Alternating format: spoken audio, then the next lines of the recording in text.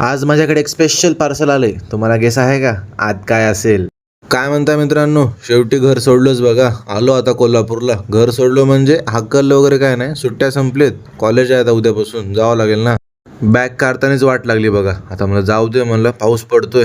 आपलं रत्नागिरीला पण जायचं आहे. मग पटकन टॅक्सी पकडली आणि निघालो. मधी ब्रेक घेतला, फ्रेश वगैरे होऊन मस्तपैकी मिसळ खाऊत म्हणलं. मिसळ वगैरे घेतली, खाऊन मिसळ सरळ निघालो. मस्त व्ह्यू होता बघा, वातावरण पण थंडगार होतं आणि सरळ पोचलो रत्नागिरीमध्ये. सामान खूप आहे, बसनं जाणं होणार नाही म्हणून ॲटो केलो बघा. आता मस्तपैकी जाताना रत्नागिरीच्या राजाचे दर्शन घेतले आणि सरळ आलो रूमवर. त्याने रूमवरच सोडलं. म्हणलं बरं आहे म्हणलं. रूमवरून बघतो काय गोंधळ. आता पूर्ण रूम साफ करायची आहे बघा. खूप कंटाळा आला होता, अंग दुखायला, तर तरी पण म्हणलं साफ तर करावं लागणार आहे. घेतलं साफ करायला, तर काय वरच्यावर कामं निघत होती. कंटाळा तर खूप आला होता. असं तसं करून पूर्ण रूम साफ केली. 2 बॅग होते करायचे. आधी म्हणलं फ्रेश होत मग बघू. आधी पहिलं फ्रेश होऊन घेतलं.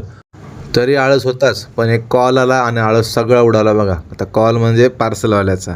कारण आपलं पार्सल आलं होतं, आधीच ऑर्डर केलं होतं. मामाने आपल्याला एक गिफ्ट केलं. यात काय आहे माहिती आहे का तुम्हाला? माझ्या ना समोर वाटचालीसाठी, म्हणजे आता समजा करायचंच म्हणलं तर यासाठी फायदेशीर आहे बघा. यात आहे बघा ट्रायपॉड. आता याला चांगलं सर्च वगैरे केलं, मग घेतलं. काय स्पॉन्सर वगैरे काय नाही. अजय पण आला होता, तो ड्युटी करून आला. मी तोपर्यंत म्हटलं डाळ बनवून घेऊ. नाईट झाली होती आता.